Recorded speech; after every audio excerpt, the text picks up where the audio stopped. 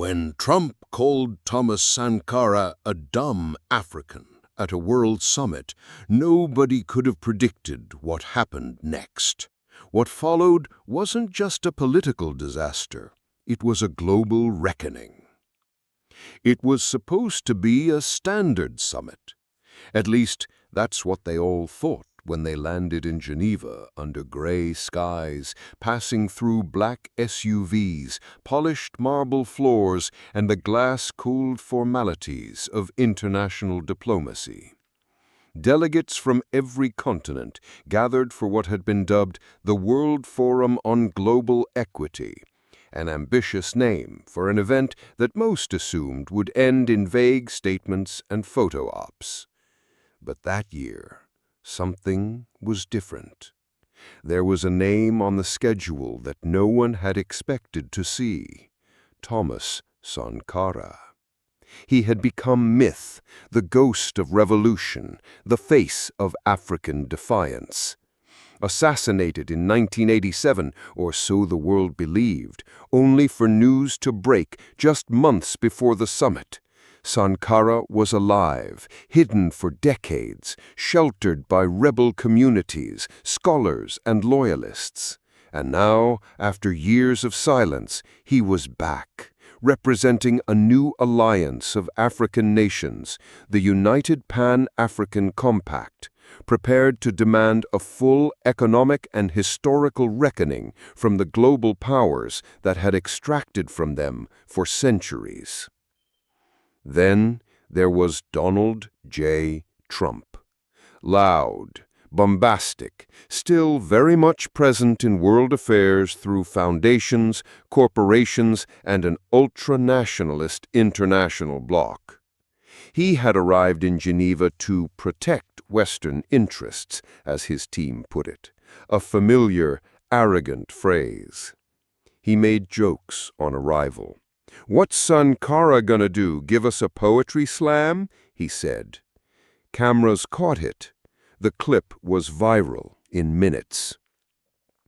But that was nothing compared to what came next. The summit opened with ceremonial speeches, carefully worded talks from World Bank officials, recycled ideas about sustainable investment, partnerships, metrics. But everyone in the room, the journalists, the youth leaders, the diplomats, they were all waiting for one thing: Sankara versus Trump. They didn't have to wait long. Day 2, Session 3, the largest room in the UN building was packed wall to wall. The session title: Restitution, Power, and the New Global Order. Trump was scheduled to speak first. He entered to a mixture of applause and awkward silence. Standing behind the podium, he wasted no time. "Let's stop pretending we owe anything to anyone," he said. "Africa got aid, we got minerals. Sounds like a fair deal to me." He chuckled. Some in the room did too. Most didn't. "These new revolutionaries want you to believe the West is evil, but they're lining up for our technology, our trade, our money." He paused and added with his usual smirk, "One guy here, Thomas Sankara, he's here to give us a lecture. I say maybe he should have spent less time hiding and more time learning economics." The moment landed like a slap in the face. All cameras turned. Sankara didn't flinch. He simply stood. There was no fanfare, no slides, no PowerPoint, just the sound of his polished shoes stepping onto the stage and the silence of 1,000 diplomats holding their breath. When he began, his voice was low, deliberate. "I did not come here to accuse the West. The West has already accused itself in its own archives, its own crimes, its own debt books." He paused. "I came to speak for the bones buried under your cities, for the minds that powered your revolutions, for the mothers who bled so that your economies could rise. He didn't raise his voice. He didn't need to. You call it aid. We call it interest. You call it trade. We call it theft. Trump was visibly irritated. He whispered to his advisor, but Sankara's voice rose just enough to overpower the murmurs. You laugh at us, you mock our pain, and still we stand here not to beg, but to balance the scale. And then it happened. Trump leaned forward into his mic, maybe forgetting it was live, maybe not caring, and spat the words that would change the summit forever. You're just a dumb African. You don't understand how the world works. Gasps rippled across the room.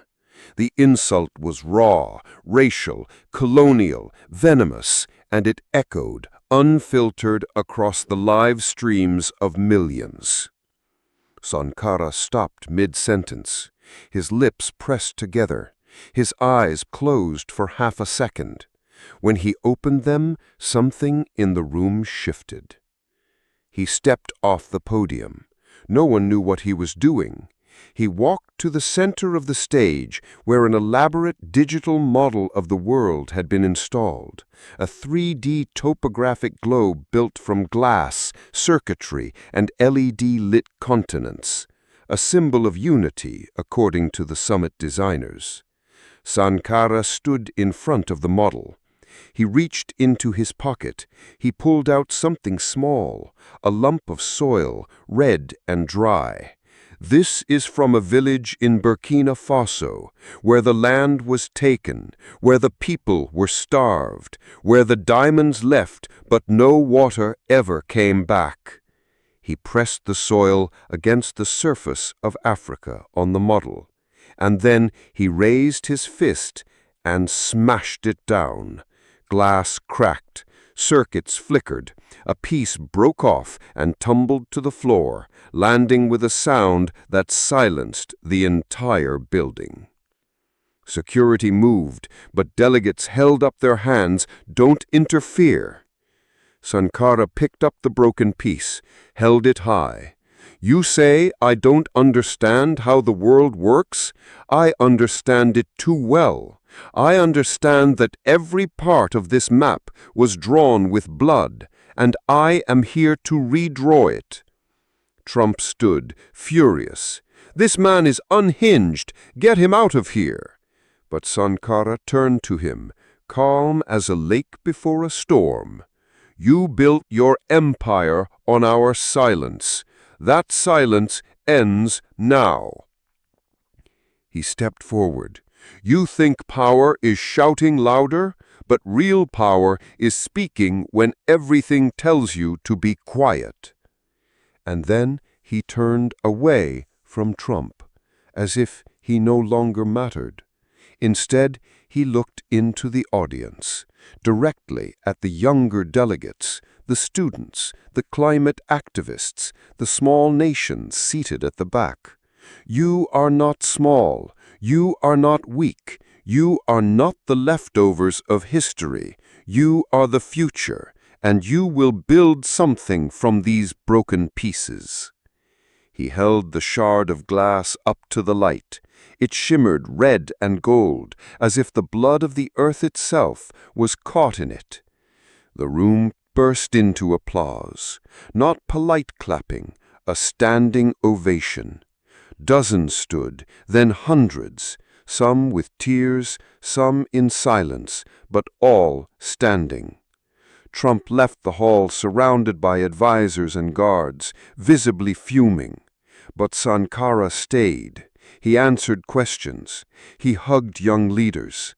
He handed the broken glass to a delegate from Congo, whispering, "Keep this. It's our piece now." By nightfall, the entire world had seen it. The clip was everywhere, on news, on social media, in classrooms. The phrase, "dumb African," became a slogan, but not the one Trump intended. It was reclaimed, reversed, rewritten. Dumb to accept injustice, dumb to stay silent, dumb to obey. Not any more. And somewhere in a hotel room that night, Trump sat watching the reruns, his face cold, knowing he hadn't just lost a debate, he had been buried by history.